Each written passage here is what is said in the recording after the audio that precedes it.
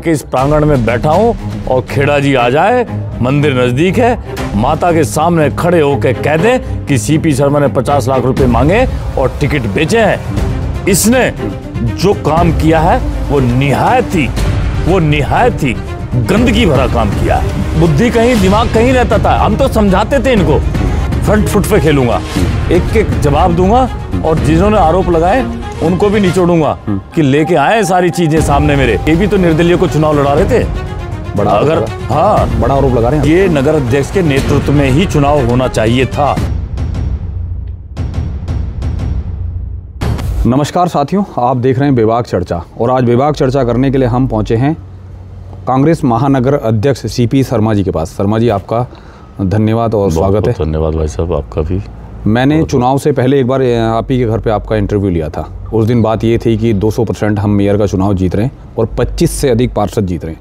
आपने कहा था कि सीपी शर्मा जो है 24 कैरेट गोल्ड है और मैंने कहा था प्योर सोने से जेवरात नहीं बनाए जाते हैं। ना ही तो आप मेयर जीत पाए और ना ही 25 पार्षद। पहले इस बारे में क्या कहना है आपका? देखिए, 200% का जो मेरा कहना था वो उसके समीकरण कुछ और थे जी।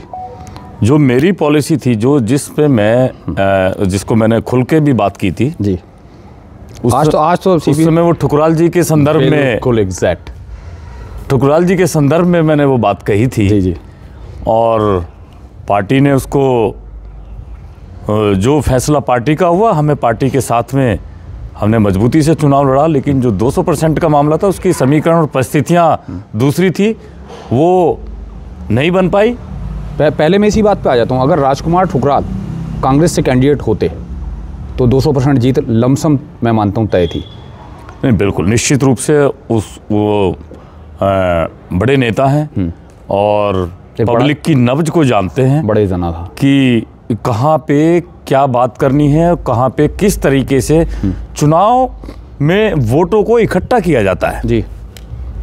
जैसे बिल्कुल जगह जगह से इकट्ठा करके एक जगह लाया जाता है। उसमें केवल मुद्दा ही नहीं बनाना होता। चुनाव में मुद्दे को भुनाना भी होता है और वोटरों को लुभावना होता है और उनके अंदर अपना प्रभाव डालना होता है। ये प्रभाव हमने उस दिन देखा जिस दिन सीएम साहब की रामपुरा में एंट्री नहीं हो पाई और खासा विरोध उस दिन कांग्रेस का देखने को मिला। लेकिन उसके बावजूद रामपुरा की जनता जस की तस नहीं हुई, क्योंकि राजकुमार ठुकराल उस दिन बीजेपी के पाले में खड़े थे।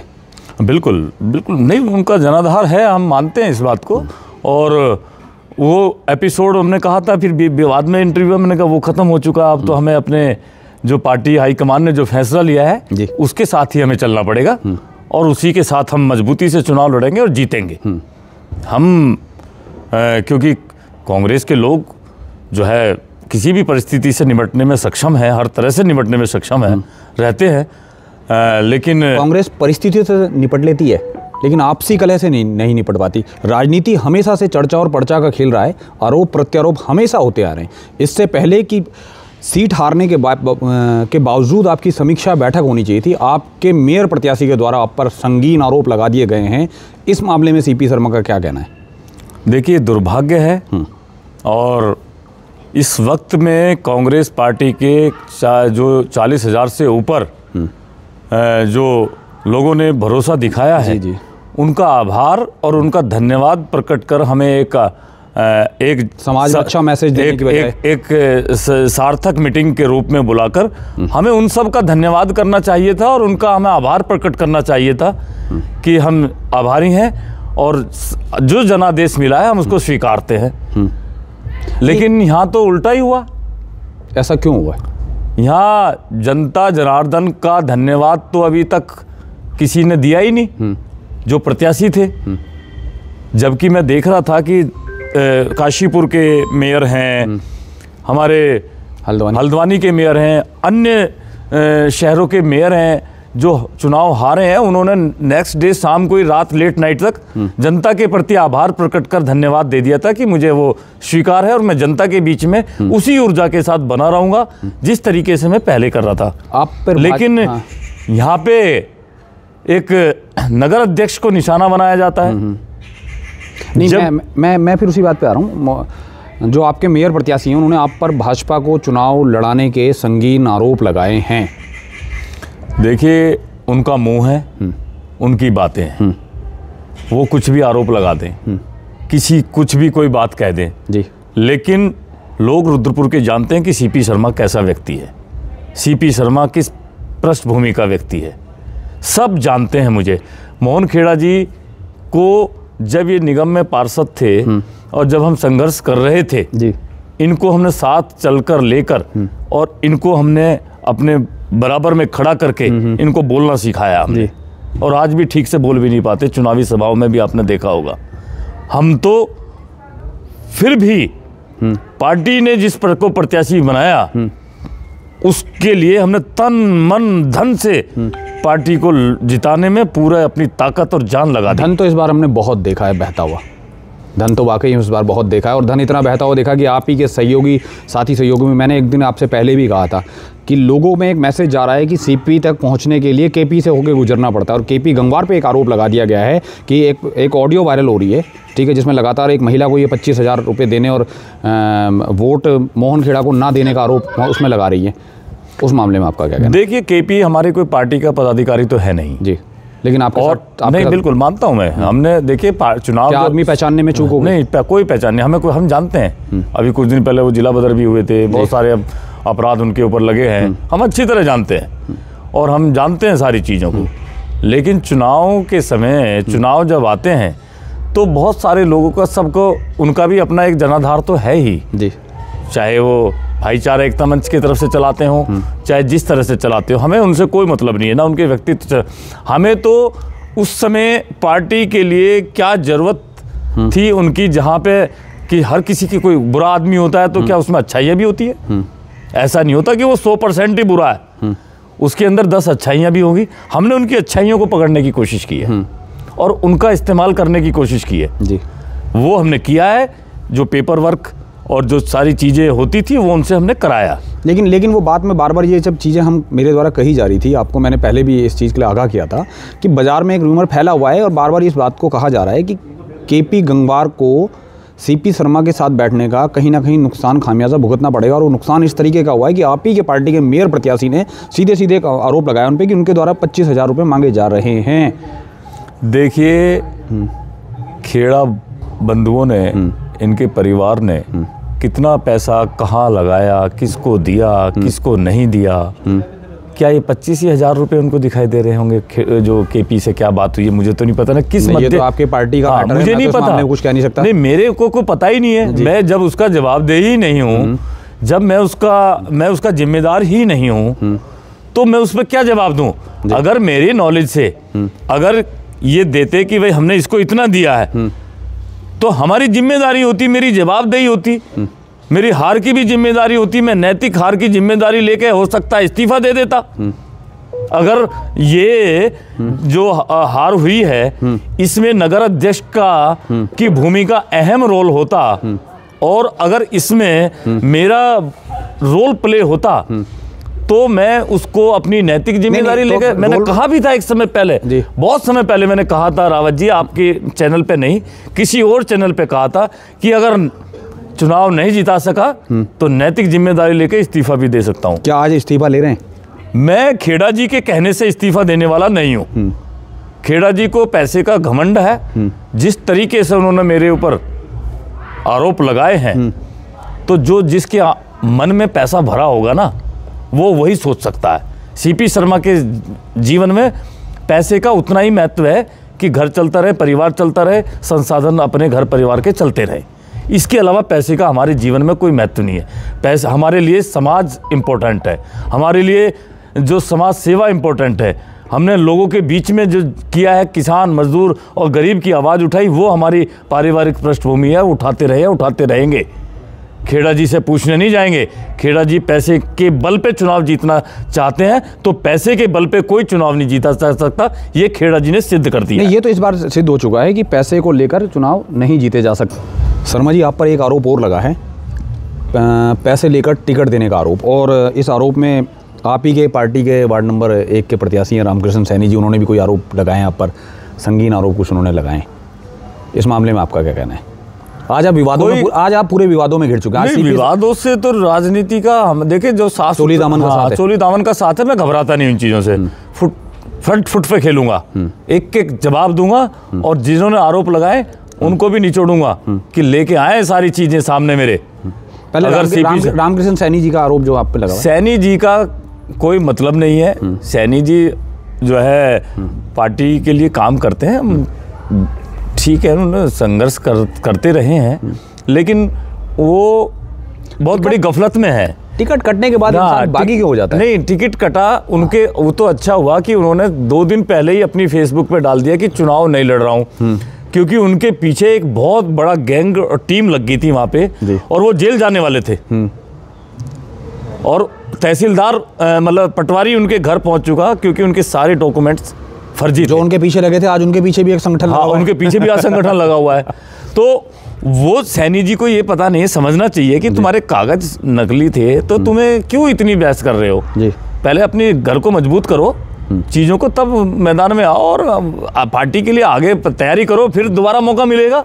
अब पार्टी टिकट आप पर आरोप है पैसे लेकर टिकट देने का, किसको पैसे लेकर टिकट देने? मैं वही तो नहीं समझ पा रहा हूँ। मैं सुबह से बोल रहा हूँ, आपने दिए होंगे। मैंने ये खेड़ा जी के मनगढ़ंत कहानी और ये बेबुनियाद बातें, बेफजूल की बातें, जिस व्यक्ति के माइंड में पैसा भरा होगा ना, वो पैसे की ही बात करेगा और ये नहीं समझ रहा है कि जिसके लिए आरोप लगा रहा है वो कौन सा तुम्हारे उसमें वो है, उसको वो हम तो खुद पैसों में खेले हुए लोग हैं हमें, लेकिन हमने घमंड कभी नहीं किया, हमने कभी किसी को, गरीब को सताया नहीं, कभी किसी को परेशान नहीं किया। मैं एक बात पे आ जाता हूँ, कहीं ऐसा तो नहीं कि राजकुमार ठुकराल की अंतिम मूवमेंट तक पैरवी करना सीपी शर्मा को भारी पड़ा? बिल्कुल बिल्कुल, ये भी एक पहलू है, एक बहुत बड़ा पहलू है, क्योंकि जब मैं ठुकराल जी की पैरवी कर रहा था, बार बार इंटरव्यू में बोल रहा था कि अगर इनको टिकट दिया जाए तो पार्टी 100% जीत की, 200% जीत की अवस्था में है,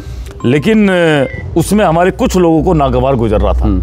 जैसे खेड़ा जी को भी बहुत नागवार गुजर रहा था। जी। मेरे से कहते भी थे तुम इतनी पैरवी क्यों कर रहे हो? मैंने कहा मेरी जिम्मेदारी है, मैं नगर अध्यक्ष हूँ और मेरा एक अंतिम इच्छा है कि नगर अध्यक्ष के तौर पर एक बार पार्टी यहाँ पर नगर निकाय के चुनाव जीत जाए। लेकिन आज उसके लिए मैं जीत के लिए कुछ भी करने को तैयार था। आज मैं एक चीज़ ये तो मैं क्लियर कट मानूं कि मौजूदा समय में जो लगातार हम ये कहते आए कि कांग्रेस का जो संगठन जो कहीं हमें नज़र नहीं आता और जो बचा कुचा संगठन भी है, उसमें भी वाद विवादों की लिस्ट इतनी बड़ी हो गई है आज कि शायद अब बहुत मुश्किल होने वाला है। इतनी छीछा लेदर पार्टी की ये लोग करा रहे हैं। ये जिम्मेदार जो आदमी प्रथम नागरिक बनने जा रहा है उस शहर का जी, उससे आप क्या उम्मीद करते हैं? मैं समझता हूं कि आज ये बहुत बड़ा अफसोस का दिन है रुद्रपुर के कांग्रेस पार्टी के लिए कि जिस तरह की सड़क पर जो एक गैर जिम्मेदारान तरीके से जो मेयर का प्रत्याशी, जो प्रथम नागरिक होने वाला था, इतने धलबल का चुनाव हुआ है, उसके बावजूद पैसे को लेकर वाद विवाद हो गया। क्या 25,000 रुपये को लेकर केपी शर्मा पर आरोप लगाया जा रहा है और ये ऑडियो पहले से कहीं से आ गई होगी, तो चुनाव तक रखी क्यों गई? अभी मेरी समझ में एक बात नहीं आ रही है, चुनाव के 5 दिन बाद जहाँ पे करोड़ों का खेला हुआ चुनाव का शुरू से लेके आखिर तक, वो 25,000 रुपये पे आके क्यों टिक गया है? ठीक है, मैं और दूसरी बात, वो 25,000 रुपये किसने किसको दिए ये किसी को कुछ नहीं पता है। मैं एक बात बताता हूँ कि केपी गंगवार पर अगर तमाम जमाने के आरोप मैं मान भी लेता हूँ सीपी शर्मा जी यहाँ से, तो केपी गंगवार को मैं इतना प्रबल व्यक्ति राजनीति के तौर पर नहीं मानता हूँ, इतनी धरातल उनकी नहीं मानता हूँ कि वो 13,000 वोट कहीं इधर उधर कर सकते थे। बिल्कुल बात सही है। अगर केपी गंगवार इतना पावरफुल आदमी है तो फिर वो मैनेज क्यों नहीं किया गया? तो फिर उसको मैनेज क्यों नहीं किया गया? उसको मैनेज करते, उसको भी जैसे तुमने वार्डों में पैसा बहाया है, लोगों को दिया है, उसको भी मैनेज कर लेते। लेकिन एक ऑडियो वायरल हो रही है जिसमें केपी गंगवार लगातार आरोप लगा रहे हैं कि आप नीचे का वोट तो जिसे मर्जी दीजिए लेकिन ऊपर का वोट भाजपा को दीजिए। हाँ, तो यही तो मैनेजमेंट होता है, इसी को तो मैनेजमेंट के। ये भी तो निर्दलीय को चुनाव लड़ा रहे थे। बड़ा आरोप लगा रहे हैं ये खेड़ा जी निर्दलीय को चुनाव लड़ा रहे थे। आज पार्षदों की मीटिंग ली मैंने, जो पार्षद हारे हुए थे आज आए थे। आज उनसे मैंने पूछा क्यों हारे, अभी उन्होंने कहा कि इन्होंने निर्दलियों को हमारे से ज्यादा पैसा उपलब्ध कराया, उनको उससे ज्यादा शराब उपलब्ध कराई है। तो जब निर्दलियों को तुम कांग्रेस पार्टी के प्रत्याशी के अगेंस्ट मजबूत बना दोगे तो फिर वो हमारा प्रत्याशी तो डाउन हो गया ना। मैं आपको आपकी एक बात रोक रहा हूँ। जितना मैं इस चुनाव को समझ पाया हूँ कि भले ही चाहे सिंबल कांग्रेस का रहा हो, लेकिन ये चुनाव जो है केवल एक परिवार की ओर से लड़ा गया है। हाँ नहीं, बिल्कुल इससे ये बात आपकी सत्य है रावत जी। आप बहुत गंभीर पत्रकारिता करते हैं। आपकी पत्रकारिता का मैं कायल भी हूँ, क्योंकि जिस तरीके से आप सवालों को नीचे से लाते हैं और धरातल से, सत्यता से बिल्कुल भरे होते हैं आपके सवाल जवाब। हमने 24 तारीख को ये बात कह दी थी कि जो जिस तरीके की पोलिंग का ग्राउंड जीरो से जो रिपोर्ट आई है, शुरुआत के 12 वार्ड में कहीं से कहीं तक भाजपा लीड खोती हुई नज़र नहीं आ रही है, और वो इतनी बड़ी लीड हो जाएगी कि बाकी के जो 28 वार्ड बचेंगे उसमें लीड कटेगी नहीं, जबकि उसके अलावा भी भाजपा वार्ड जीती है। बिल्कुल बिल्कुल, नहीं आपकी बात बिल्कुल सही है। अभी एक मामला और भी है जी। देखिए, आरोप इन्होंने लगा दिए, 50 लाख रुपए का आरोप लगा दिया, टिकट बेचने का पार्षदों का आरोप लगा दिया, बेधरातल पे, कोई बुनियाद नहीं है, उसका कोई सर पैर नहीं है। 25,000 रुपये पे आप पार्टी की छीछा लेदर करवा रहे हो। अगर किसी से तुमने ले लिए, किसी को दे दिए, उसमें भी सीपी शर्मा का कोई रोल नहीं है, और तुम पार्टी की जो है ऐसी की तैसी करने पे लगे पड़े हो। एक जिम्मेदार नागरिक बनने जा रहे थे, कम से कम कुछ तो एहसास कर लेते अपने मन में कि मैं कहने क्या जा रहा हूँ। एक मीटिंग कर लेते, एक लोगों से पूछ लेते, समीक्षा बैठक होती है और उसमें इस तरीके से कार्रवाई होती है कि जिला अध्यक्ष होते हैं, वहाँ बाकी तमाम और बड़े लोग। अब ये कहाँ से संचालित हो रहे हैं जी, कहाँ से इनका शिकंजा कसा जा रहा है, ये भी एक मामला है, ये भी हम इसकी बात करेंगे। अब आगे क्या होने वाला है, इस कांग्रेस का भविष्य क्या होने वाला है सीपी शर्मा जी? ये तो बड़ी दिक्कतें हो गई यहाँ, तो मुझे ऐसा लग रहा है कि कांग्रेस अपने ही जाल में फंस गई। देखिए, चुनाव होता है भाई साहब जी, एक चुनाव हारता है, दूसरा चुनाव की तैयारी करता है। मतलब ये पब्लिक का एक जनादेश होता है, और जनता का नेता का कर्तव्य है कि जाए और जनता से इस बार मुझे भीतरघात की बात करते हैं ना सीपी शर्मा जी, भीतरघात की बात करते हैं। नॉर्मल तौर पे जैसे मोहन खेड़ा जी ने जो आरोप लगा दिए हैं कि कई सारे कांग्रेसी ऐसे थे जो भाजपा को चुनाव लड़ा रहे थे, तो ये परंपरा तो 2022 से चालू हो गई थी। बिल्कुल थी, बिल्कुल थी। मीना शर्मा जी के चुनाव में भी तो ऐसे ही हुआ था। मैं तो लगातार अपने बयानों में कहते हैं कि अगर कांग्रेस ने उस समय थोड़ा सा हाथ खींच के चुनाव लड़ाया होता तो शायद आज इतनी मेहनत ना करती। बिल्कुल ठीक कह रहे हैं आप, बिल्कुल आप आपने वो सीन याद दिला दिया हमें। हाँ। जो पीछे हुआ, तो जैसा बोओगे ऐसा काटोगे, ये तो सिद्धांत है राजनीति का। सीपी शर्मा जी से इस्तीफा मांगा जा रहा है, इस मामले में सीपी शर्मा का क्या बयान है? मुझे खेड़ा जी ने नगर अध्यक्ष बनाया क्या? आज इनको टिकट मिल गया, कल जुम्मे इनको हम लेके घूमते थे। खेड़ा जी यहाँ बोलो, खेड़ा में बाजार तो ये कह रहा है कि 2027 में विधायक के प्रत्याशी प्रबल कैंडिडेट और उन्होंने बहुत मजबूती से चुनाव लड़ाए, और कांग्रेस समाज में सबसे गद्दावर नेता के तौर पे मौजूदा समय में है। तो 2027 में कांग्रेस के प्रत्याशी एक बार फिर से होने वाले हो। कौन दिन सीपी शर्मा का स्टैंड क्या रहने वाला है? कौन होने वाले? बाजार में एक तरह का कौन होने वाले प्रत्याशी? मोहन खेड़ा जी। मोहन खेड़ा जी हो जाए प्रत्याशी तो जो सीपी शर्मा जो उस परिस्थिति में जब मौजूद होगा, एक शुरू से आरोप था कि सीपी शर्मा हम पार्टी हाईकमान जिसको फैसला करेगी, हम उसमें मैं कौन होता हूँ डंगा डालने वाला। आज इनका व्यक्तित्व तो देख रहे हैं ना रुद्रपुर शहर कि किस तरह का इनका व्यक्तित्व है। इस तरीके के व्यक्तित्व को कि अगर जो जनता का आभार प्रकट ना करते हुए, जनता का धन्यवाद प्रकट ना करते हुए आगे की राजनीति को अपनी मजबूत करने के लिए काम करे। और मजबूती कई बार ऐसी भी तो होती है कि अपने यहाँ से जो आपके यहाँ से गलत खिलाड़ी उनको टीम से बाहर करना भी तो टीम को मजबूत करना होता है। क्या पता उनकी नज़र में सीपी शर्मा एक बेहतर खिलाड़ी ना रहे हों। अब वो तो पार्टी हाईकमान जो फैसला ले, मैं कोई पद का लालच नहीं हूँ। मैं तो जब नगर अध्यक्ष बना था उस समय मैं प्रदेश अध्यक्ष था। और ऐसे भी मैं एक नॉर्मल तौर पे पार्टी के स्तर की बात पूछता हूँ। मुझे लगता है कि अब वो समय भी आ गया कि पार्टी के अंदर परिवर्तन होना भी है और कुछ समय भी बाकी है। होना भी मतलब समय भी मेरे ख्याल में पूर्ण हो चुका है। स्थितियां भी बहुत बड़ी होनी चाहिए, लेकिन बजाय इसके कि मोहन खेड़ा खुद से बयान देते, बजाय जिला अध्यक्ष जी को ये सब चीज़ें अपने उसमें देखनी चाहिए थी। लेकिन मैं आपको एक बात बताता हूँ, पूरे चुनाव में मुझे सीपी शर्मा और जिला अध्यक्ष और तिलक राज बिगड़ कहीं एक साथ नहीं दिखाई दिया। क्यों? देखिए, वो तो वही बताएंगे। हमने नगर अध्यक्ष के तौर पे जो कोई जिम्मेदारी जो मिलनी चाहिए थी, ये चुनाव नगर अध्यक्ष के नेतृत्व में, लेकिन आप कहीं ज़्यादा दिखाई भी नहीं दिए। ये नगर अध्यक्ष के नेतृत्व में ही चुनाव होना चाहिए था। हाँ। और ये नगर अध्यक्ष को पूरी तरह से दरकिनार करके पूरी तरीके से एक साइड बैठाकर चुनाव लड़ा गया है।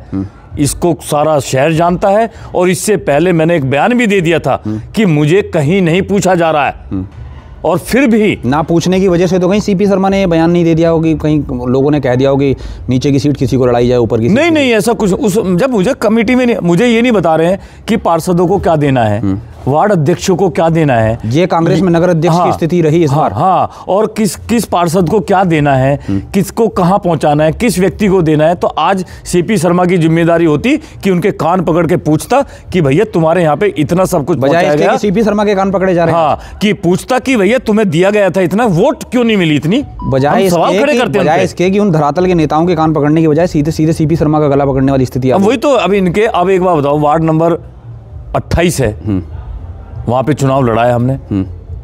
कुछ नेता किसी और को लड़ा रहे हैं जी, कुछ कहीं और लड़ा। बाजार का तो चुनाव वाकई में बहुत। अब एक बार बताए, हमारे कई कैंडिडेट हमारे निर्दलीय ने हार गए।